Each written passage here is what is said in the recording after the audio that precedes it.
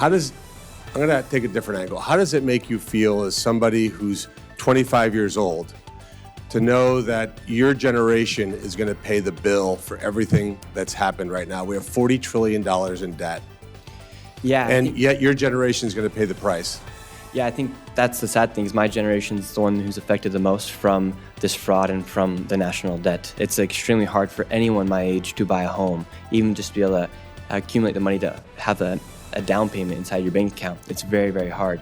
It's not racist, but politically it can be seen as racist. They may label you as Islamophobic or a racist, quite frankly. Ilhan Omar should be disgraced of what she did to the Somali population. Full-scale expose of the multi-billion-dollar fraud schemes bleeding American taxpayers dry. 25-year-old investigative journalist Nick Shirley walked into a congressional hearing determined to expose the shocking truth about government waste. Holding nothing back, he directly challenged the politicians he believes are responsible, including Ilhan Omar. Let's watch what happened. Thank you, Mr. Chairman, for holding this hearing. And let me just point out again for the record that I think preventing fraud in government should be completely nonpartisan. It's not a Democrat issue or a Republican issue. Yet almost the entirety of the Republican dais is filled with people sitting here listening to the entire hearing. And literally the entire Democrat dais is empty. I think that's, quite frankly, a disgrace. I think it's a disgrace to the people who pay taxes to know that there's an entire party that does not care whether taxpayer money is burnt. I think it's absolutely, completely outrageous. Mr. Shirley, I'll start with you. The previous Controller General of the GAO had been in office since 2011. What were you doing in 2011? Playing football and basketball. And what grade were you in? At that time, I was 9 years old. So. 9? Gotcha. So you were 9 years old, and this person served for 15 years in government. We have this idea that maybe we double down on that process that failed for 15 years, that somehow we'd be better off, and yet you went in at your risk and exposed fraud. I'm going to take a different angle. How does it make you feel as somebody who's 25 years old to know that your generation is going to pay the bill for everything that's happened right now? We have $40 trillion in debt. Yeah. And yet your generation is going to pay the price. Yeah, I think that's the sad thing is my generation's the one who's affected the most from this fraud and from the national debt. It's extremely hard for anyone my age to buy a home, even just to be able to accumulate the money to have a down payment inside your bank account. It's very, very hard. And so when you see a fraudster who literally opens up a layering center and they receive $1.9 million, and that was going on for years, and no one ever did anything. We had all this oversight. We had everyone knew about the fraud, but everyone was too afraid to talk about the fraud because of what would happen to them.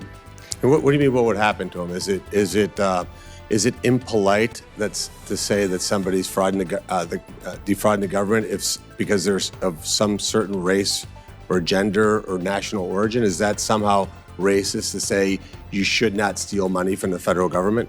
It's not racist, but politically it can be seen as racist. They may label you as Islamophobic or a racist, quite frankly. Well, I think profiles in courage wouldn't be something that would be written about the current members of the Democrat Party, for sure. And because, again, you think you would agree that they're just afraid of being labeled that way, and that fear drives them away from even attending a hearing like today?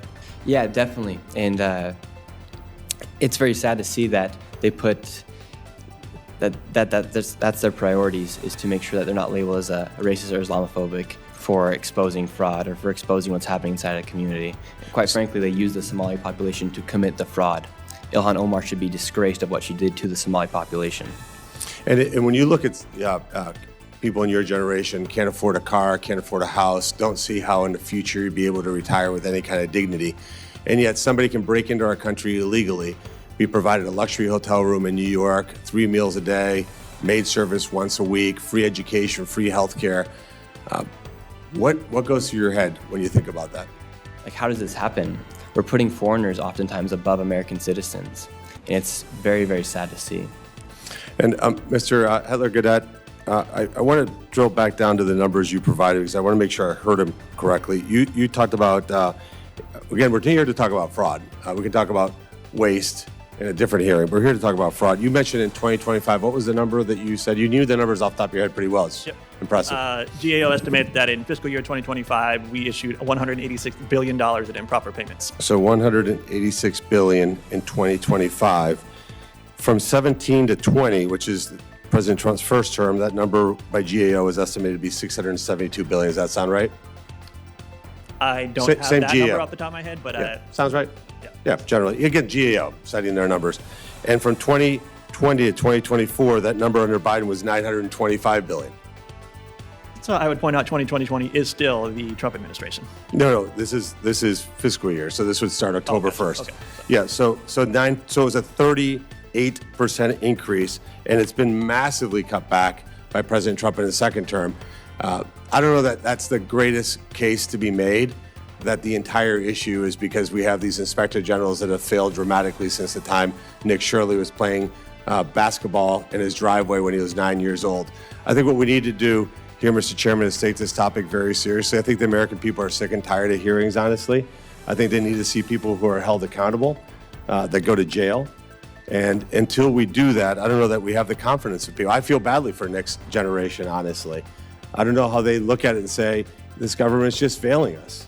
And the sense of disenfranchisement with the American government.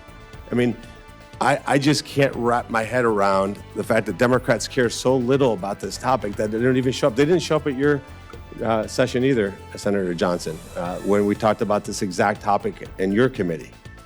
And ultimately, if your elected leaders don't give a crap about how government spends money, it's an indictment on that. And even worse, the media just won't even talk about it. There will be more stories on CNN tonight about the reflecting pond being empty than the fact that you had a hearing today about trillions of dollars of fraud. And that is the problem. The media is complicit. The Democrats are complicit, because that's ultimately, you have to think, what keeps them in power. So with that, thank you, Mr. Chairman. America was built and created by strong men and women who loved America and never would have thought to rob, steal, or cheat from its very own citizens. Unfortunately, today, America's good faith has been abused by others, often foreigners who seek to harm, rob, and cheat America. Through my efforts, I've exposed billions of dollars of fraud and helped save America hundreds of billions for years to come. When we talk about fraud, we are talking about money that is being stolen from hardworking, law-abiding, tax-paying citizens.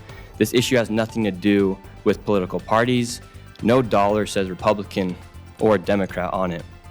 When a fraudster commits fraud, he or she steals from all of us. Last December, I published a 43-minute long video exposing widespread fraud in Minnesota. That video became one of the most viewed videos in internet history and gained over 4 billion views in just 7 days across all forms of media. The fraud was so obvious that the fraudsters weren't even trying to hide it. The infamous Quality Learning Center was born, and that video has become one of the most consequential videos in American history by the amount of legislation it has created. Since posting it, over 30 bills have been created and introduced in Congress regarding fraud. A new fraud task force has been created, and the Treasury is working on new systems to stop fraud at unprecedented levels.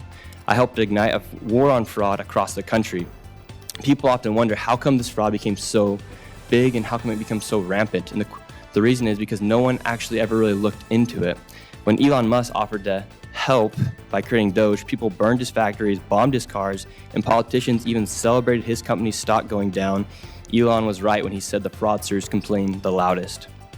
By exposing the fraud, I actually also exposed the politicians and media who worked for years to cover it up. Governor Tim Walz labeled my work as white supremacy and called me a far-right delusional conspiracy theorist. Meanwhile, he dropped out of re-election, and he even said he has ended his political career.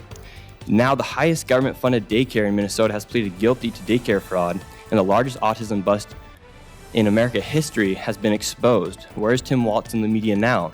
It just so happens that over 80% of the fraud committed in Minnesota is by the Somali population. After Minnesota, I exposed widespread fraud in California within the daycare and hospice community, where an impossible 1/3 of Americans on hospice care were set to die in Los Angeles. The next day, the governor, Gavin Newsom, posted an AI-generated image of myself trying to mock and discredit my work. Only days later, he and his attorney general both tried to take credit for exposing the fraud. Now the Attorney General's wife has created a bill that would make it criminal to expose fraud. The Stop Nick Shirley Act, also known as AB 2624, will help fraudsters cover up their crimes and prevent themselves from being exposed, specifically in immigrant communities. Politicians often use immigrant communities to commit fraud. Why would they allow this to happen? In California, Medi-Cal, their Medicaid program, has now more than doubled from $108 billion in 2022 to a proposed $222 billion, while enrollment has only rose by less than 1%. The system is filled with bad actors and fraudsters. In New York City, government-funded adult daycares pay for elderly Koreans and Chinese to play ping pong and do Tai Chi at the taxpayer's expense. An impossible number of patients are registered, and those patients receive kickbacks for attending and signing up their friends. Over $2 billion has gone to these fraudsters at the taxpayer's expense. And I am just one person doing the work of many people. If the government and media is not going to do their job to help America, it's the responsibility of strong men and women, however old they may be, to do it. I am doing it. Despite the threats and burdens that come, it must be done. I'm doing it with the help of everyday Americans that government-paid officials are supposed to do. And the media teams across the country have millions of dollars to do this, yet they don't look into this fraud. They've actually quite literally failed us. If we as Americans do not stand up to protect our country, we will lose our country. Fraud is so rampant in the United States, I could go to all 50 states and uncover millions of dollars of tax dollars being defrauded, wasted, and abused. It is my wish while sitting in front of you guys today that you take action and help Americans by cracking down on all the fraud, and to simply put Americans first. Let's break down what just happened. Nick Shirley presented findings from his widely viewed investigations, arguing that billions of taxpayer dollars have been lost to fraudulent schemes operating through government-funded programs, with particular attention on cases centered in Minnesota. Shirley also sharply criticized political leaders, including Representative Ilhan Omar, claiming they failed to provide sufficient oversight and accountability. He argued that the alleged fraud-affecting programs serving parts of the Somali community should have been detected and addressed much sooner. When asked what it means for his generation to inherit a national debt approaching $40 trillion, while many Americans struggle to afford a home or build financial security, Shirley delivered a blunt message. He contended that Washington's failure to confront waste and fraud has left ordinary taxpayers paying the price. According to Shirley, one reason these alleged schemes persisted for years was that many people feared being labeled racist or Islamophobic if they raised concerns. He argued that this climate discouraged scrutiny and allowed questionable activity to continue unchecked. The hearing grew even more intense as lawmakers discussed what they described as a lack of accountability, while noting that several seats on the opposing side of the committee were empty. Shirley maintained that independent journalists and private citizens are increasingly uncovering issues that elected officials and government agencies should be investigating. Despite political criticism and limited media attention, Shirley said his reporting has helped bring renewed focus to combating fraud and demanding greater government accountability. If you're concerned about government waste, fraud, and how taxpayer dollars are being spent, make sure to subscribe and stay tuned for more in-depth coverage. Shirley's testimony transformed what might have been a routine oversight hearing into a heated debate over transparency, oversight, and accountability.